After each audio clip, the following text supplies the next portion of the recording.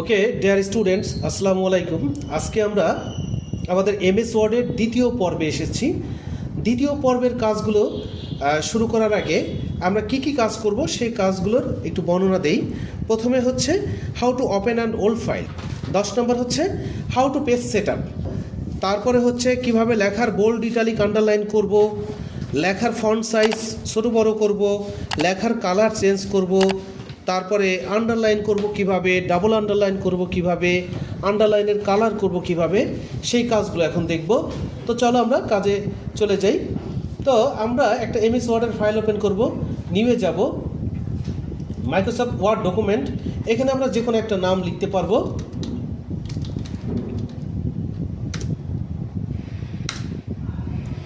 একটা নাম লিখে আমরা পেজটাকে ওপেন করলাম। ওপেন করে আমরা প্রথম যে কাজটা করব যে আমরা এখানে কিছু একটা লেখা আনতে পারি। আমরা জানি র্যান্ড দিয়ে লেখা আনা যায়, কিন্তু আমার যদি পুরাতন কোনো ফাইল দরকার পড়ে তাহলে আমি ফাইলে যাব, ওপেনে যাব।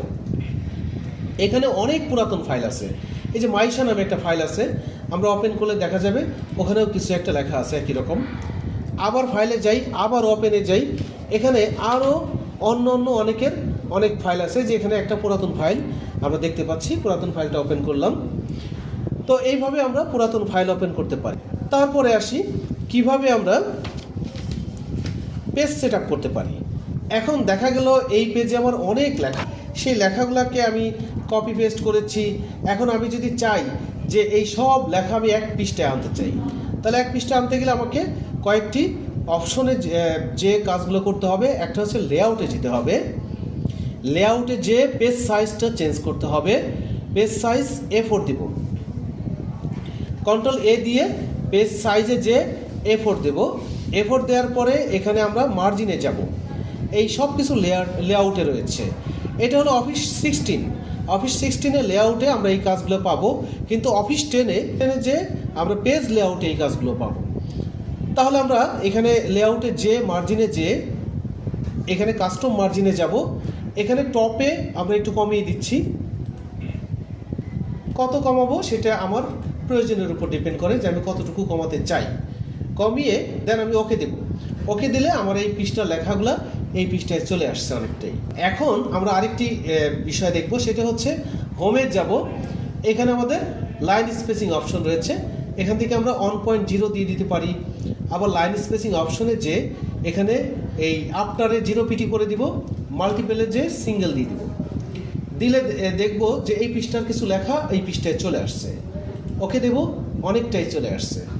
তাহলে আমি যদি একেবারে সব লেখা এই পৃষ্ঠায় আনতে চাই, তাহলে আমাকে এখানে এই যে ফন্ট সাইজ, লেখার সাইজ, এখান থেকে আমি 10 দিয়ে দিই।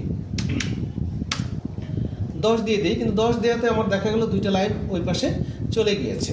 তো আমি যদি প্রয়োজন মনে করি যে আমি ওই লাইনটা এই প্রথম পেজে নিয়ে আসবো, প্রথম পেজে আমি নিয়ে আসলাম, আমার দ্বিতীয় পেজে আর কোনো লেখা নেই।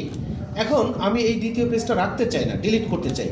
সেক্ষেত্রে প্রথম পেজের শেষে, লেখার শেষে ক্লিক করে আমি ডিলিট চাপলে আমার ওই ব্ল্যাঙ্ক পেজটা চলে যাবে।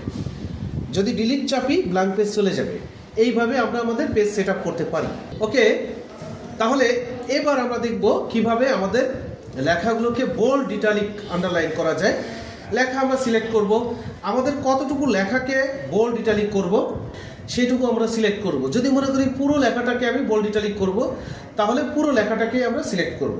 কিন্তু আমরা পুরো লেখাটাকে বোল্ড ইটালিক করব না, আমরা শুধু এই লেখাটুকুকে বোল্ড ইটালিক করব। তাহলে এই লেখাটাকে সিলেক্ট করে এখানে বোল্ডে ক্লিক করব, ইটালিকে ক্লিক করব, আন্ডারলাইনে ক্লিক করব। তাহলে বোল্ড ইটালিক আন্ডারলাইন হয়ে গেল। আবার আমি চাইলে কিবোর্ড থেকে control second bracket third bracket দিয়ে বড় করতে পারি, ছোট করতে পারি, বোল্ড করতে পারি, ইটালিক করতে পারি, আন্ডারলাইন করতে পারি। তাহলে আন্ডারলাইনের জন্য কন্ট্রোল ইউ, বোল্ডের জন্য কন্ট্রোল বি, ইটালিকের জন্য কন্ট্রোল আই। তা আমি এই তিনটা দিয়ে বোল্ড ইটালিক আন্ডারলাইনও করতে পারবো, আবার এটা দূরও করতে পারবো।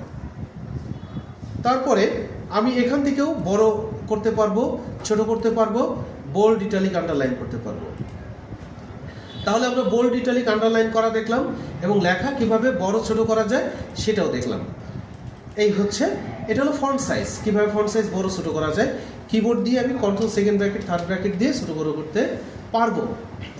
এরপরে আসি আমার এই লেখাগুলোকে যদি আমি কালার করতে চাই, এই যে এখানে ফন্ট কালার আছে, এই ছোট্ট আইকনে ক্লিক করে এখানে আমি লেখাকে এভাবে কালারফুল করতে পারি। এখন আমি যদি মনে করি যে আমি এই লেখাগুলোকে আন্ডারলাইন করব, তাহলে ইউতে ক্লিক করি। কিন্তু যদি চাই যে আমি এটাকে ডাবল আন্ডারলাইন করব, তাহলে এখানে যে এই দুইটা আন্ডারলাইন, যদি মনে হয় যে আন্ডারলাইন কালারটা আমি কালো করব, তাহলে এখানে যে আন্ডারলাইন কালারে যে আমি এটাকে কালো করে দিব, কালো বা অন্য কালার করে দিব। এইভাবে আমার আন্ডারলাইন কালার চেঞ্জ করতে পারি। তাহলে এই হচ্ছে আমাদের দ্বিতীয় এপিসোডের বা দ্বিতীয় ভিডিওর কাজগুলো। এরপরে আমরা তৃতীয় ভিডিওতে আরও কিছু গুরুত্বপূর্ণ কাজ দেখব। আজকে এই পর্যন্তই, ধন্যবাদ।